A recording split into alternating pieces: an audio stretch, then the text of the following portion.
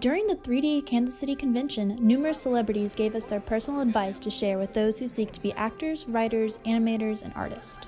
For a brief moment, these heroes of TV led us behind their masks and into their average lives. One actor in particular has an extensive history of masks. Kind of known for wearing lots of rubber bits on my face and body as creatures from other worlds or animal-man hybrids and that kind of thing. Sometimes passion will redirect your talents into unpredictable roles. Doug Jones originally wanted to act in comedic material where he could use his strength of being tall and goofy to his advantage. The kind of career that I have now, playing monsters, I was never inspired to do that necessarily. However, being a celebrated monstrosity doesn't change his still average personality. I like going to Starbucks and McDonald's as much as anybody else. I do. A resounding message from Doug Jones encourages artists to be mindful of two important tips. Be nice to everybody along the way, and be really good at what you do before you try to sell it. 2D animator Rick Fahrman has worked on Tom and Jerry, The Little Mermaid, and Beauty and the Beast, just to name a few of his works. You're sure to believe me when I say his pencil never stops.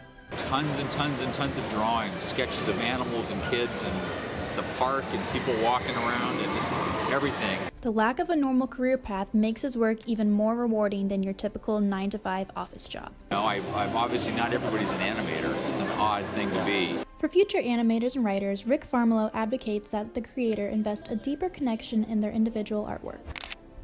Make sure the characters are real. Make sure they seem real to an audience. Because if the audience believes that character's real, they'll care about what happens to that character. Within the comic world, Sammy Castillo put the creator in creator. This past June, his pencil stopped and left us with his legacy to reflect upon.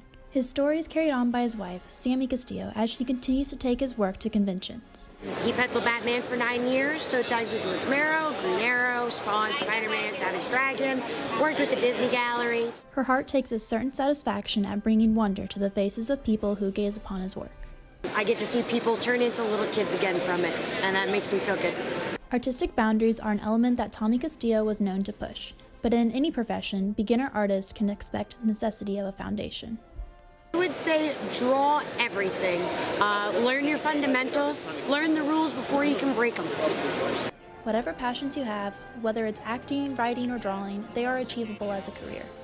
Live your art and pursue your dreams to your full potential. Maybe one day you'll be someone's superhero. A special thank you to all of our guests at the Kansas City Comic-Con. It was a pleasure combining forces with you at the convention. This has been Brianna Gordon with your Look Behind the Mask with KPTV Panther Television.